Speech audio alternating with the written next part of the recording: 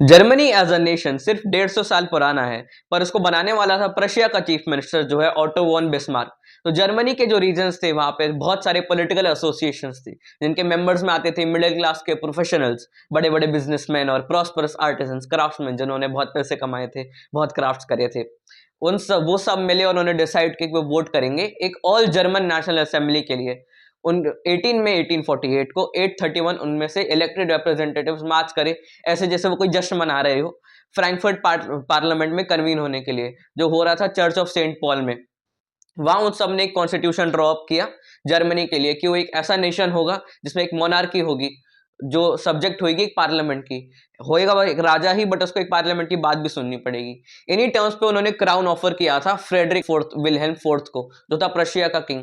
But उसने इस चीज को अपोज किया और बाकी अपनी मिलिट्री और ब्यूरोक्रेट्स के साथ मिल गया उनको हराने के लिए।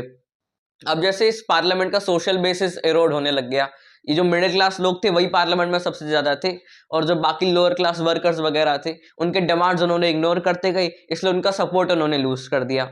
ऐसे ही जो मोनार्की थी प्रशिया की और जो मिलिट्री थी, उनका सपोर्ट बढ़ता ही चला गया, इसलिए वो जीत गए इस वॉर में।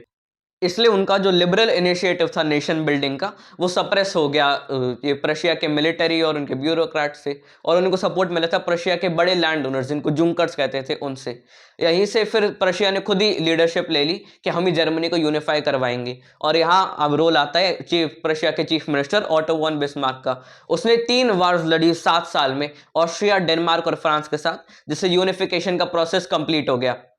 तो 18 जनवरी 1871 को जब बिल्कुल बर्फीली सुबह थी, तो एक असेंबली हुई जर्मनी के सारे स्टेट्स के प्रिंसेस के, जो आर्मी के रिप्रेजेंटेटिव्स थे उनके, और प्रशिया के सबसे इंपॉर्टेंट मिनिस्टर्स थे जिसमें आते थे ऑटो वॉन बिस्मार्क। वो सब गैदर हुए पैलेस ऑफ वर्साई में, उसके अनहीटेड हॉल ऑफ मिरर्स में, प्रोक्लेम करने के लिए काइजर विलियम फर्स्ट, जो उस टाइम पे प्रशिया का राजा था, वो यूनिफाइड प्रशिया जर्मनी का एम्परर होएगा। Thank you, bye bye.